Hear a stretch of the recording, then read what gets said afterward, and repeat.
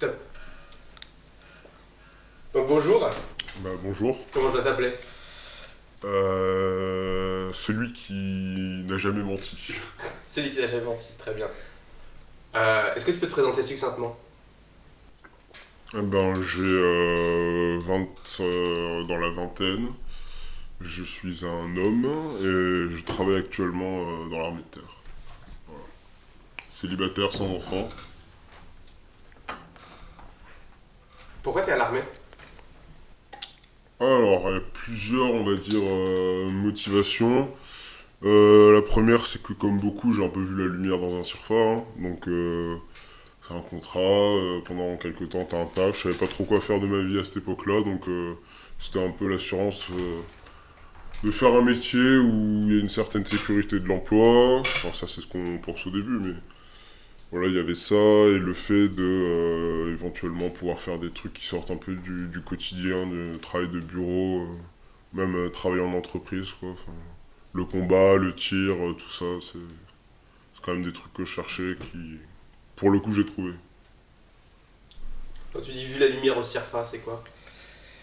C'est une expression pour dire qu'à l'armée aujourd'hui, il y a une énorme, on va dire, vague de recrutement parce qu'il y a peu de gens qui restent et ils ont du mal à trouver des gens pour leur dire de se lever tôt le matin, travailler et pour 1300 balles par mois, quoi. Comment t'expliques que personne ne veut y rester? Le fait est que la plupart des gens, on va dire, enfin, de ceux que je connais, s'engager à l'armée, on va dire, pour faire la guéguerre, quoi. Enfin, c'est partir en OPEX et tout.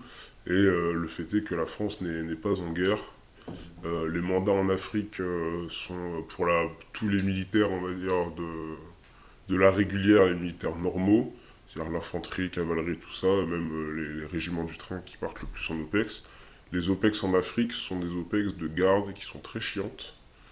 Et la mission la plus, on va dire, valorisante aujourd'hui, les gens ne le savent pas, mais c'est la Guyane, parce que c'est la seule où il y a, on va dire, de l'action, une possibilité d'échanger des coups de feu, de vraiment partir en contact, t'es lâché dans la jungle, tu fais des vraies missions d'infanterie, de travail, et tu bosses avec le GIGN, c'est cool. En Afrique, les seuls qui ont des vraies missions d'infanterie sont les forces spéciales et le deuxième COS, c'est-à-dire les groupements commando parachutistes et les groupements commando montagne, qui sont, on va dire, pour résumer, des sous-forces spéciales, quoi, mais qui sont quand même des troupes avec un très très bon niveau. Mais pourtant, il y a des morts en Afrique. Dans l'armée, il y a quelques temps, il y a eu. Oui, alors ça arrive toujours de. Enfin, c'est le Mali, des zones comme ça, il n'y a pas de contact, mais aujourd'hui, la guerre, c'est pas 50 Maliens de Boko Haram contre toute une compagnie d'infanterie avec des tanks, des bazookas et tout ça. La guerre aujourd'hui, c'est deux mecs sur une mobilette, ils vont à un convoi de l'armée française, ils vont tirer de trois rafales, ils vont se barrer, on va les poursuivre, on va jamais les retrouver. Et s'ils ont un peu de chance, et ben, ils vont marcher sur un IED, et là, il y a un véhicule qui va sauter, des mecs qui vont être blessés, et c'est comme ça que les mecs meurent. Après, il y a aussi récemment, surtout ceux qui sont morts sont des militaires en opération, mais des militaires des forces spéciales, comme les deux mecs du commando marine qui sont morts, je crois, en Somalie pour aller sauver des touristes français, ou même le crash d'un hélicoptère qui a tué des GCM et d'autres militaires, mais c'est pas, on va dire, des affrontements, par exemple, comme dans la Seconde Guerre mondiale ou pendant la Première, c'est pas une guerre de tranchées, c'est pas une guerre de contact, c'est pas non plus comme l'Afghanistan où il y avait vraiment une tension permanente et des investitures de bâtiments, des trucs très compliqués, très dangereux avec du combat urbain aujourd'hui. Les OPEX, c'est enfin, Mali, Centraf et Djibouti, tout ça, tous ces mandats-là, c'est vraiment très. C'est statique, quoi. Il fait chaud. Après, il y a les OPEX, tout le monde veut quand même partir pour la solde, quoi, pour les primes d'OPEX. Donc, ça permet quand même de mettre pas mal d'argent, surtout que voilà, il y a des mecs qui commencent l'armée, ils partent en OPEX, ils ont 19 ans, ils font 4 mois là-bas, ils ont vu l'Afrique, ils ont fait quelque chose, leurs potes font pas, ils reviennent, ils ont 20 000 balles sur le compte, sachant qu'ils payent pas de loyer parce qu'ils sont logés en régiment. L'armée peut offrir une situation confortable, financièrement. il y a des défauts, mais tu peux arriver à mettre de l'argent de côté, vivre en compagnie pendant 5 ans sans loyer et passer ton permis gratuitement là-bas. Il y a quand même beaucoup d'avantages pécuniaires à l'armée, surtout pour les militaires du rang qui partent sans qualification. C'est-à-dire ils ont le bac ou même pas. Voilà, ils trouvent un taf, ils ont des possibilités d'évoluer. Ça, pour le coup, les possibilités d'évoluer, de monter en grade, c'est pas un mythe, hein. Les avantages pécuniers, c'est... Tu gagnes combien quand tu t'engages à l'armée? Un militaire du rang gagne 1320 € par mois en solde.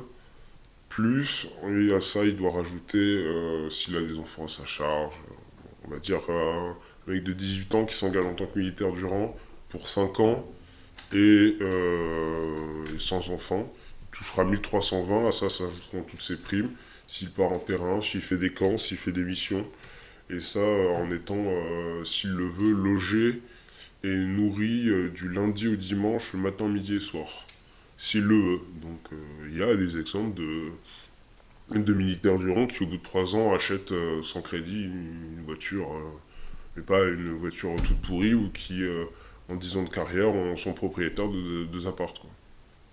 En fait, c'est possible. Après, il faut serrer la vis, mais je pense que quelqu'un qui vit dans un appartement qu'il loue, c'est pas possible pour un mec qui touche le même salaire. Malgré tout, les gens ne restent pas. Alors, il y en a qui restent, bien sûr, mais oui, beaucoup sont atteints d'une grosse désillusion. Euh, disons que, bon, là, moi, je parle pas du tout pour mon cas personnel, mais il y a énormément de gens qui s'engagent dans des régiments qui, sur le nom, il est stylé, mais si tu pars pas en OPEX, enfin, en fait, le quotidien d'un militaire, notamment d'un militaire du rang, on va dire en première classe caporal, il fait son sport le matin et après, c'est un peu à la volonté de tes cadres. Est-ce qu'il y a des trucs à faire? Et les trucs à faire, c'est pas. Enfin, on s'entraîne pas 3 semaines par mois en fait. Même en prépa au SPEX, il y a quand même pas mal de moments où tu es en compagnie et tu fais pas grand chose. Et c'est vrai que l'ennui peut être. Je pense c'est vraiment une des causes. L'ennui est vraiment une des causes du fait que les gens ne restent pas. Il y a aussi le fait, il y a toutes les contraintes de la vie militaire, hein. C'est que t'es pas forcément là le soir. Ceux qui ont des familles, ça peut être compliqué. Pour ceux qui ont je pense notamment aux plus jeunes qui voient leurs amis partir, je sais pas, en vacances. Enfin, être plus libre de leur mouvement. C'est vrai qu'il y a quand même pas mal de contraintes, mais moi je pense qu'il y a aussi un côté pécunier. Les gens, ouais, l'armée française paye quand même mal ses militaires. C'est vrai que il y a quand même un peu de ça aussi. Et pourtant, tu venais de dire juste avant qu'il y avait des avantages Sauf pécuniaires. que tu gères pas la même manière ton argent quand tu vis de la même manière tous les jours. Et quand t'es bloqué, on va dire, chez toi, on va dire un peu toute la semaine, et que le week-end, forcément, tu décompresses. Les militaires claquent beaucoup d'argent, hein, en soirée et tout, hein. C'est pas un mythe. Pas tous, mais c'est comme ça. Et Donc, puis, là, je parlais notamment des jeunes qui vivent chez eux à la caserne et tout. Mais à partir d'un moment, vers 24, 25 ans, tout le monde commence à avoir une copine. Et la copine, c'est quand même mieux, si tu veux une vie de couple, d'avoir un appart avec elle au bout d'un moment plutôt que de vivre à la caserne et de la voir que le week-end. Donc il y en a beaucoup qui vivent aussi dès qu'ils le peuvent, ou qui prennent une voiture rapidement. Enfin, on va dire, c'est un comble un peu à de nombreux salariés, pas qu'aux militaires, mais les bases sont rarement dans des endroits très très bien desservis par les transports en public. Et enfin, personne ne vient au régiment en transport en public, quoi. quand tu parlais de l'ennui au quotidien, tu peux nous décrire une journée type? Alors normalement on a toujours une activité l'après-midi et une activité le matin. Donc réveil, on va dire, le réveil est un peu AD, tu te réveilles à l'heure que tu veux. Normalement à 7h30 le caporal de jour passe dans les chambres faire, on va dire, l'appel pour vérifier que tout le monde est là. Vers aux alentours de 7h45, 8h, il faut être rassemblé. À partir de là, généralement, ça part sur une séance de sport qui dure en fonction des cadres et de la séance, trois quarts d'heure, 1 heure et demie. Qu'est-ce que c'est une séance de sport? Footing, crossfit. Après, ça dépend. Il y en a qui organisent des baskets, des foot et tout. Mais pour ma part, c'est plus souvent ouais, crossfit, renfo musculaire ou footing de récup. Ensuite, bon, ben, c'est la douche, donc il y a une espèce de moment de latence d'à peu près une demi-heure. Et ensuite, il y a l'activité du matin, et que ça peut être absolument tout et n'importe quoi. C'est-à-dire, ça peut partir du... tout le monde doit descendre, on va dire, au secrétariat pour vérifier que les infos soient à jour. Donc ça dure 20 minutes parce que tout le monde fait la queue. On soit le premier qui est passé jusqu'à l'heure de la bouffe. C'est-à-dire à midi, midi 30, Il est quelle heure à ce moment-là? 10h30.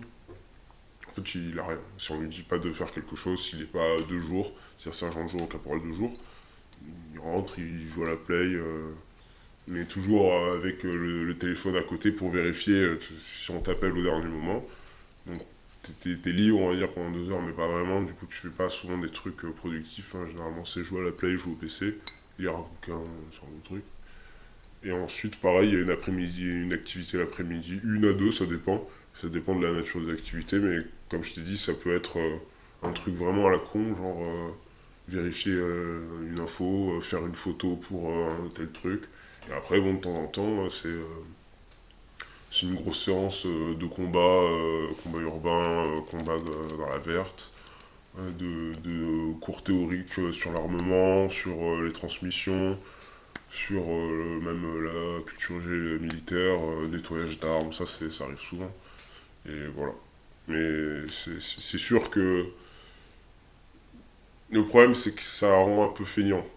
C'est-à-dire que tu sors des classes, t'es habitué à être sur un rythme tout le temps de ouf, c'est-à-dire que t'es réveillé à 6h le soir jusqu'à 20h, 21h, bon, bah, t'as fait des pompes toute la journée, t'avais tout le temps des cours, tout le monde s'est endormi, mais il faut suivre et tout. Ah, t'arrives en compagnie et là, c'est... Il y a vraiment le côté... bon, tu fais ça, et puis après, si on a besoin, on t'appelle, puis de temps en temps, t'as un truc qui est prévu, mais ça fait chier tout le monde, et puis ça prend toujours 3 heures, et du coup... Enfin, un truc tout con, les gens ne le savent pas, mais il y a énormément de gens qui se mettent à fumer à l'armée. Parce que tout le monde dit, ouais, mais les militaires, ils fument pas, ils sont sportifs. Non, les militaires fument beaucoup. Et il y a même des mecs qui ne fument jamais, même au quotidien à l'armée, quand ils sont sur le terrain, ils fument. Ils fument mais un paquet en 2 jours, alors que c'est des mecs qui ne fument pas. Après, voilà, c'est ça, c'est le terrain, c'est complètement autre chose. Mais Il fume pour le stress ou il fume par ennui? un peu les deux, après ça dépend, je pense qu'il y a différents profils, ça je pourrais pas dire.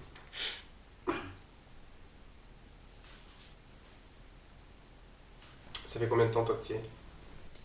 Ça fait. Je suis à la moitié de mon contrat, on va dire. J'ai signé pour 5 ans. Tu re-signeras? Peu probable. Je n'ai mets pas. je Je ne ne dis dis pas pas non non, parce qu'on sait jamais. La situation peut changer rapidement, rapidement. mais pour l'instant c'est très peu probable. Et toi, t'as eu cette désillusion quand tu parlais après les classes, quand t'arrives en compagnie? Moi, je l'ai senti venir un petit peu avant la fin des classes.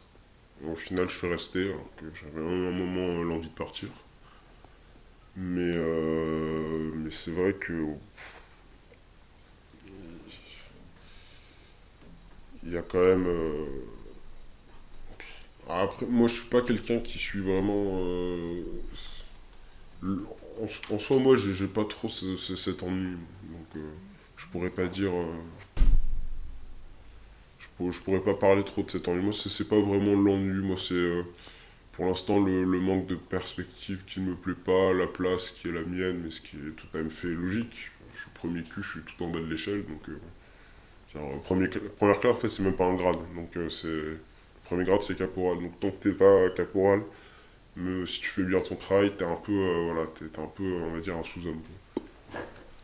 C'est pas du tout en mode on nous frappe parce qu'on est première classe ou quoi, hein, je veux pas dire ça du tout. Mais c'est. Voilà, mais en même temps, c'est normal quand t'es première classe, généralement, surtout les jeunes de première classe. L'armée, on va dire, c'est une espèce de. C'est un monde et un milieu en même temps, donc. Que tu sois bon ou pas, si au bout d'1 an et demi, il y a plein de trucs que tu sais pas et t'es t'es vraiment, pendant un certain temps, certains plus que d'autres, mais ce qu'on appelle un bitos, quoi.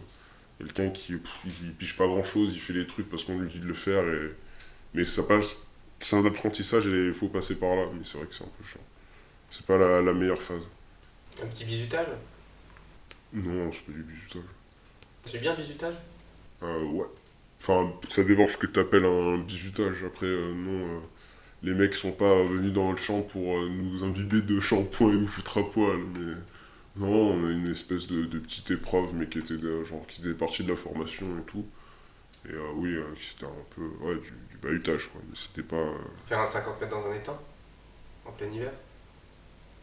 Non, nous, on n'a pas fait les temps, on n'a pas fait les temps en plein hiver, on est resté allongé dans la neige à surveiller l'armée du néant pendant 1 heure et demie. Mais c'était, voilà, il y avait une connerie qui avait été faite et c'est comme ça qu'on a puni les trucs là-bas, quoi. Enfin, on va pas nous faire des lignes, quoi. Déjà que les comptes rendus, c'est assez chiant, donc parlons pas. Quand tu disais que tu avais songé à partir, il y a eu beaucoup de gens qui sont partis Non, non, il y a très peu de gens qui sont partis. Alors, moi, pendant mes classes, il y en a beaucoup qui sont partis au début. Ensuite, il y en a très peu qui sont partis. Quand tu dis beaucoup, c'est combien? On a commencé à 45, au bout d'une semaine, on était 33. Donc 12. Et comment dire? Je pense au milieu des classes, il y en a 2 qui sont partis. Ensuite, on a 2, 3 autres qui sont partis parce qu'ils étaient blessés. Et 2 autres parce qu'ils voulaient plus. Mais on a eu la chance d'avoir des classes très qualitatives avec de super cadres. Et notamment un chef de section qui était vraiment au top. Et, donc on a vraiment fait, pour le coup, des choses très intéressantes pendant notre formation. Et c'est sûr qu'à l'arrivée en compagnie, on n'a pas eu l'impression voilà. Les classes, c'est bien parce que tu apprends des trucs et tout, et quand tu arrives en compagnie, c'est pas les mêmes trucs que tu apprends, quoi. Tu apprends juste à fermer ta gueule devant les capochefs, quoi. C'est le truc que tu apprends en compagnie. Quand tu dis truc intéressant, c'est quoi? C'est le combat urbain, faire un bivouac, le sport, on t'apprend faire la montagne, la radio, même si c'est pas des trucs qui servent dans le civil nécessairement, c'est quand même bien de comprendre des trucs dans l'opérationnel, quoi. Tout ce qui est bien, en fait, c'est ce qu'on t'apprend a pour but l'opérationnel, c'est-à-dire la mise en situation de tous tes savoirs, tu vois. Et dans ces savoirs, il y a plein de trucs qui sont super chiants, genre le NRBC, là, tous les trucs nucléaires, tout ça, tout le monde s'en tamponne. Mais par exemple, les radios, les transmissions, ça c'est intéressant, les armes, comme elles sont faites, c'est bien. Et après, ça, moi je parle de formation militaire durant pour passer première classe, mais sachant que l'armée, tout ce qui est formation caporaux, sergent ou officier, il y a d'autres formations évidemment et qui sont encore plus intéressantes, qui parlent de géopolitique, de comment faire du management, euh, c'est de culture militaire, de culture générale, d'histoire, même de maths et tout. Et il y a même des spé qui sont très pointus, notamment être radio, c'est très très dur à l'armée. Ça demande déjà des qualités, et en plus des dons, parce qu'il y a des mecs qui peuvent être très bons et en fait qui n'ont pas l'oreille et qui ne peuvent pas faire de la graphie par exemple. Et du coup, pareil, tireur de précision, tireur d'élite, c'est pas juste bien savoir tirer, c'est des mecs qui ont une caisse pas possible, on leur apprend à pas dormir, on leur apprend à faire des calculs avec le vent, la surface de la Terre qui t'arrondit tout ça, donc ça pour le coup, moi, enfin après ça c'est mon avis, c'est intéressant. À quel moment t'as décidé de rejoindre l'armée? Il y a eu plusieurs facteurs, je dirais à peu près un an et demi avant de m'engager. Déjà, en gros, j'avais arrêté les études et je faisais une espèce de, on va dire, de travail, on va dire, temporaire. Enfin, j'étais en CDI, mais c'était vraiment un travail, le temps de savoir quoi faire, de me poser, d'apprendre un peu la vie, quoi. Et n'ayant pas trop trouvé de voie dans ce taf, je me suis demandé ce que j'allais faire, j'avais pas envie de reprendre les études, donc je voulais travailler dans autre chose. Je voulais ne pas être dans un bureau, apprendre des choses, avoir potentiellement des responsabilités, et que ce que je fasse ait une finalité utile. Donc bon, bah l'armée, c'est apparu, on va dire, un peu comme une évidence. Et j'ai un ami aussi qui m'avait parlé, qui était à l'armée, qui m'avait aussi parlé de ça. Ça m'a chauffé. Comment ils ont réagi, tes proches? Mes collègues de taf, eux, ils étaient un peu ouais, surpris, ils pensaient pas que j'allais pouvoir obéir. Euh, Ils pensaient pas trop que la discipline c'était pour moi. Après, moi, mes parents étaient très contents. Même mes frères et sœurs étaient très contents. Tu viens d'une famille de militaires? Oui et non, mon père et ma mère ne sont pas militaires, mais mes grands-parents paternels, mes deux grands-pères l'étaient. L'un décoré la croix de fer, la croix de guerre pour au fait à l'arme blanche, voilà, qui était officier chez les chasseurs alpins, et l'autre qui a fait l'Algérie. Ça s'est bien passé ton départ de la vie civile à la vie militaire? Oui, bah, moi, les classes, ça m'a pas vraiment dérangé, donc j'avais passé quelques temps à vivre tout seul en appart, donc ouais, le fait de pas être tranquille tout le temps, surtout pendant les classes, c'était un peu pénible, mais sinon, c'était quand même plus stimulant que ce que je faisais avant, donc c'était bien. Ça s'est bien passé. Quand les gens te disent l'armée, c'est des gens qui tuent d'autres gens, l'aspect moral, c'est pas quelque chose qui te dérange? D'être amené à peut-être tuer quelqu'un? Bah, ça dépend, après on n'est pas amené à tuer n'importe qui. Enfin, la plupart des militaires finissent toute leur carrière sans avoir tiré sur personne ou tué personne. Donc, après voilà, moi pour le coup je me suis engagé en infanterie, c'était pour faire du combat, faire le crève-cul quoi. Ouais, non, c'est comme ça. Mais enfin, j'ai aucune haine qui me donne envie de tirer sur des gens, quels qu'ils soient, quoi. Si je dois tirer sur quelqu'un, c'est pour me protéger ou pour protéger quelqu'un d'autre, mais je vais pas. Enfin, et la plupart, enfin, de ce que je sais, la plupart des gens sont plutôt quand même comme moi. Je peux pas dire pour tout le monde. Après, il faut aussi se méfier de ceux qui disent qu'ils veulent faire la guerre, et en fait, bah, c'est les pires, quoi. Enfin, c'est des merdes, et le jour où il y a une vraie guerre, on peut être sûr qu'ils seront pas là, quoi. C'est souvent. Et justement, quand l'armée française intervient à l'étranger, par exemple au Mali, est-ce que ça te pose des problèmes de légitimité ou tu te dis oui, il faut intervenir, tu te poses pas de questions? En soi, moi, j'ai eu plusieurs fois des avis là-dessus. Moi, à un moment, je pensais qu'il fallait absolument pas intervenir. En mode, c'est l'Afrique, c'est pas nous, c'est pas notre problème, ils font ce qu'ils font. Après, c'est pas pour faire le blasé, mais enfin, la vie politique, la géopolitique, c'est pas genre, ah, on est méchant, on va aller chez eux. Je veux dire, j'ai pas, moi, pour le coup, toutes les cartes en main pour savoir la stratégie, ce qui est bon pour l'Afrique et pour la France, et ce qui est mauvais pour l'Afrique et pour la France, de- par rapport à cette présence militaire française. Est-ce que c'est bon pour la France? Je sais pas. Est-ce que c'est bon pour l'Afrique? Je sais pas non plus. Est-ce que c'est mauvais? Je sais pas.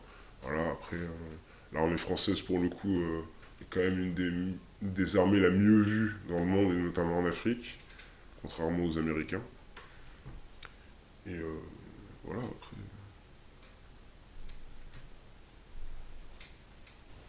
Tu te poses pas la question, mettons si tu étais là-bas, est-ce que je suis au bon endroit?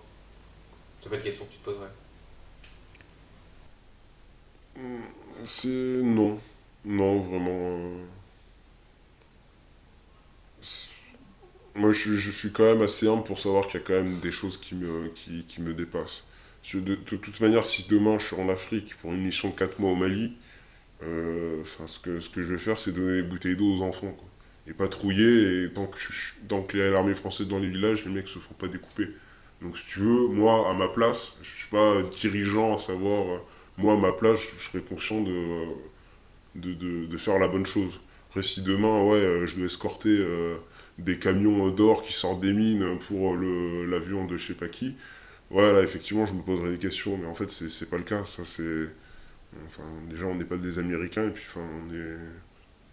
Et la France, c'est pas. Enfin, la guerre au Mali, c'est pas les films d'Hollywood, c'est pas Blood Diamond. Hein, faut quand même. Tout à l'heure, tu disais que, que certaines personnes avaient des formations géopolitiques dans dans les classes. Ouais. Toi, qu'est-ce que tu en penses de l'évolution de l'armée française, de le rapprochement avec l'armée européenne, le rapprochement avec les Allemands? Bah, en soi, pour moi, effectivement, il devrait y avoir une armée européenne, mais le... en fait, il faut savoir ça sera l'armée européenne de quelle Europe? C'est-à-dire que si c'est l'armée de l'Union européenne actuelle, et pour servir, on va dire, les intérêts de Deutsche Bank, et de nous, les Français, les seuls couillons à marcher encore là, dans la combine.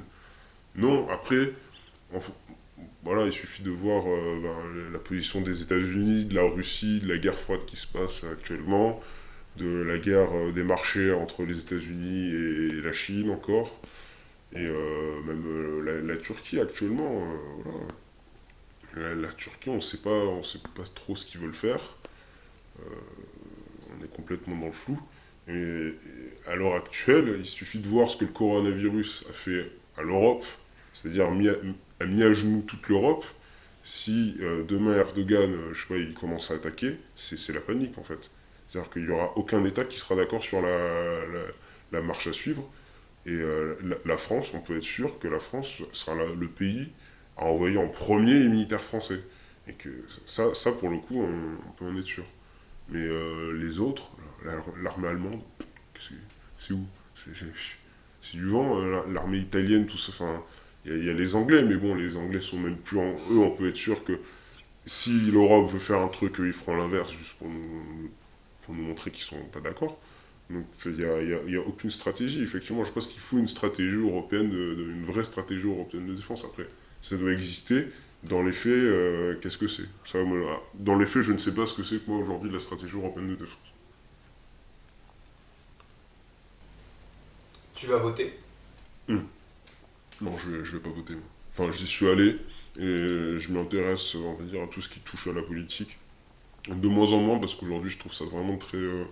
Enfin, ce à quoi on a droit, on a accès, nous, la populace, c'est vraiment une espèce de show de mauvaise qualité.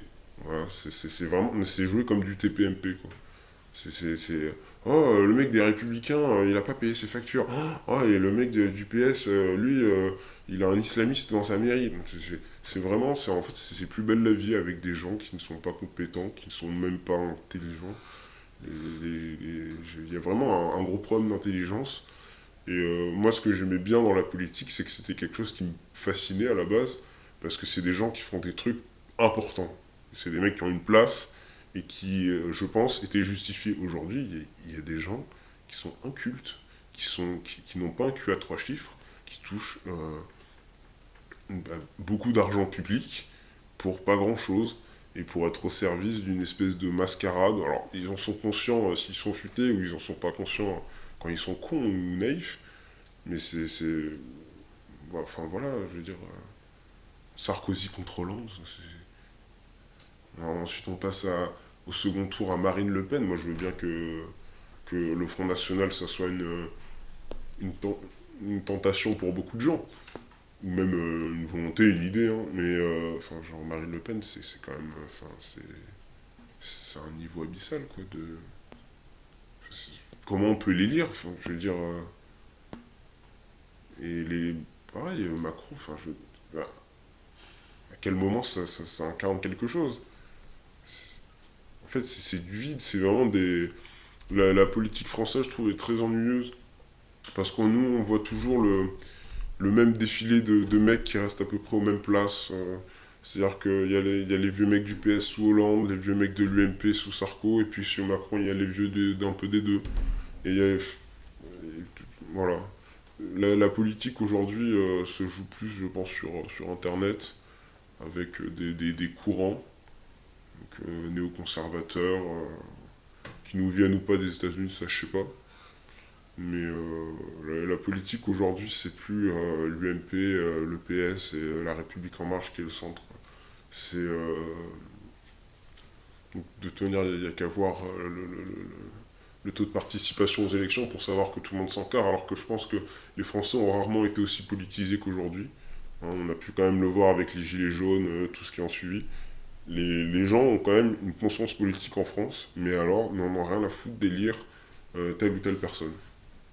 Et je pense qu'ils ont totalement raison. Enfin, moi, c'est mon avis.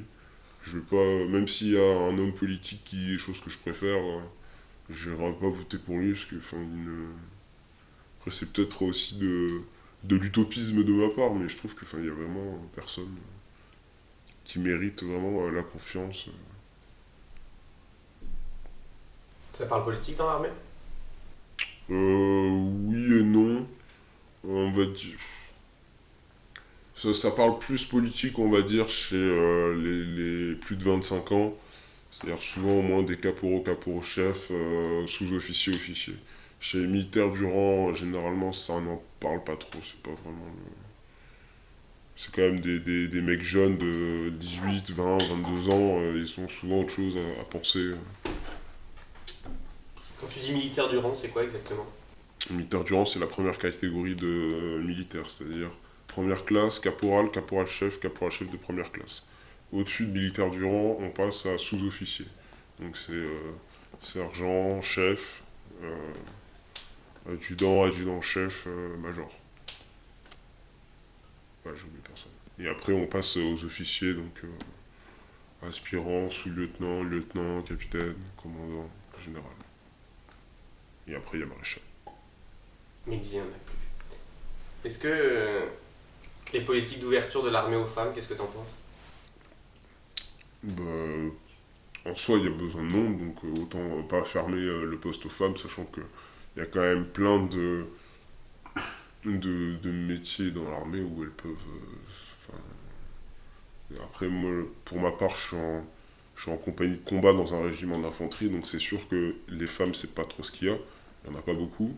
Nous, il y en a pas beaucoup.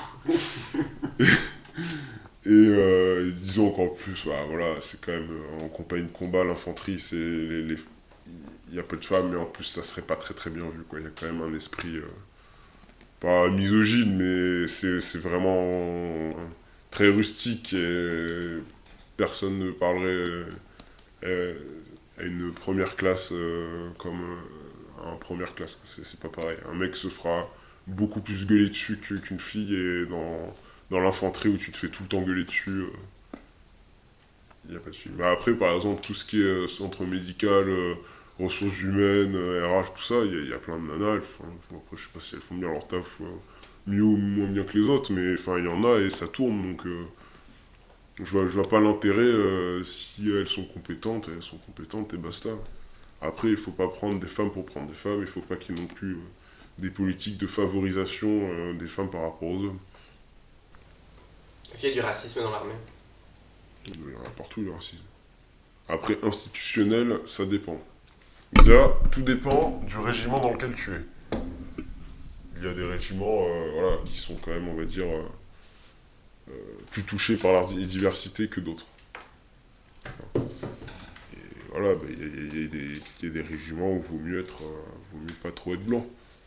C'est avéré. J'ai des compagnies dans lesquelles il vaut mieux pas être blanc. Après, Comment ça, il vaut mieux pas être blanc? bah, disons que voilà, ça reste communautaire. Il y a pas mal de mecs de cité, il y a pas mal de mecs issus de l'immigration maghrébine, africaine et tout. Et ouais, c'est connu, hein.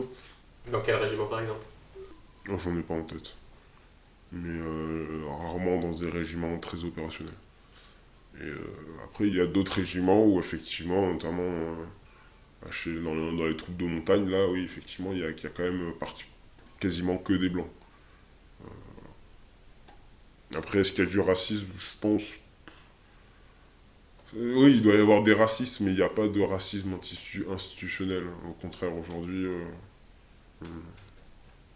T'as pas entendu des insultes racistes pendant que t'étais à l'armée? des blagues racistes, si, mais une discrimination raciste, non. Des blagues racistes sur, je sais pas, un collègue qui est noir ou quoi, oui, mais jamais dit, on va dire, méchamment. Après, est-ce que l'autre l'a bien pris ou pas? Bon, au bout d'un moment, à l'armée, si tu veux, il n'y a pas un moment où il n'y a pas un mec qui t'a offensé, un de tes supérieurs qui t'a pas offensé, quoi. Enfin, c'est comme ça, tu te fais traiter de merde, de trucs comme ça, mais au bout d'un moment, les gens de l'extérieur pensent que ouais, c'est vraiment un truc de connard de traiter les mecs de merde, mais au bout d'un moment, si un mec, on va dire, il n'arrive pas à supporter qu'on le traite de merde, comment il va supporter d'avoir 40 kilos sur le dos sous 50 degrés et de devoir combattre? Si tu supportes pas de te faire engueuler ou de te prendre une claque, mais en fait, le jour où tu auras passé 3 jours à dormir 2 heures sous 50 degrés, avec un matos qui pue, qui est lourd, et que là on va te demander de te sortir le cul et d'aller investir une baraque ou d'aller faire boule de feu sur un ennemi, mais en fait tu vas jamais y aller quoi. Donc au bout d'un moment, l'armée fait tout pour garder ses soldats, parce qu'elle en manque de monde, mais au bout d'un moment, voilà, si toi t'arrives pas à supporter des trucs, t'es complètement libre de partir pendant tes classes. Pendant tes 6 premiers mois, et les 6 premiers mois, c'est les 6 premiers mois où tu dégustes le plus, on va dire. Donc, après voilà, hein, c'est comme partout, t'as des bons chefs, t'as des mauvais chefs. Hein. Pour travailler en entreprise, t'as des mecs qui sont tes supérieurs, qui te donnent envie de bosser, et d'autres qui sont vraiment des merdes humaines et t'as pas envie de les aider. Et à l'armée, c'est pareil, hein, bien sûr. T'as des mecs qui sont nuls et t'as des mecs qui vraiment, ils te donnent envie, tu vois. Chaque fois qu'ils parlent, tu fermes ta gueule et tu les écoutes. Ton meilleur souvenir de l'armée, c'est quoi? Meilleur souvenir de l'armée. Souvenir de l'armée par rapport à l'armée ou uniquement militaire? Quand t'étais. Ton meilleur souvenir en tant que militaire? En tant que militaire, je pense que c'est le Sanzub. Le Sanzub, c'est un centre d'entraînement en combat urbain. On avait fait ça et c'est vraiment, vraiment super bien. Vraiment là tu rentres dans le combat, il y a des tanks, t'investis des baraques, c'est vraiment cool. C'est vraiment cool. Après, je pense que vu les mecs que j'ai rencontrés aussi à l'armée, il y a quand même pas mal de bons souvenirs, c'est les soirées. Ça, il y a quand même un côté à l'armée. Si tu te fais des potes et que t'aimes bien sortir, tu vas pas t'emmerder. Ton pire souvenir? Euh, Pire souvenir.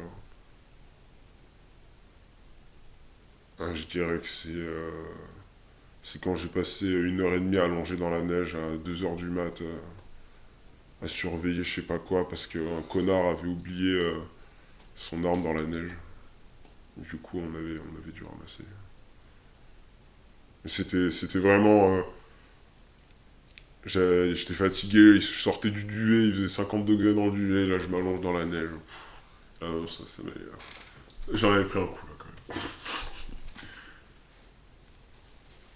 Qu'est-ce que tu dirais à quelqu'un, à un jeune qui voudrait s'engager dans l'armée?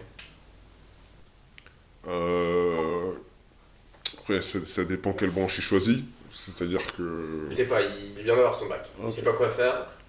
Bah, après, tout dépend de son profil. Si c'est un mec qui est très très fort en sport et qui est pas con, je lui conseille de faire directement l'école de sous-officier et de viser une place de sous-off dans l'infanterie. Je pense que c'est quand même le plus gratifiant. D'ailleurs, l'infanterie, c'est la pointe du glaive, donc c'est ce qu'il y a de plus valorisant. Le reste. Et sinon, voilà, si c'est quelqu'un qui a pas de qualif.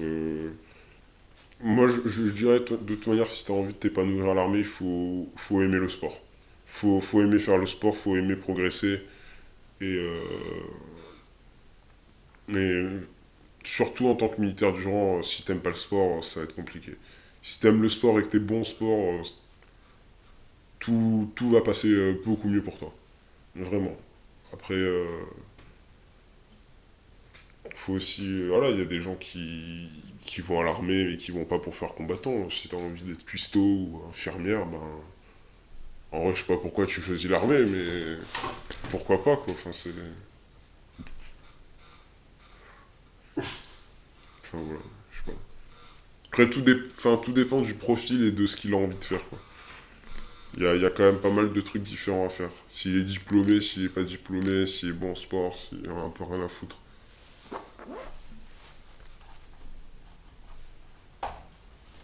Un mot de la fin?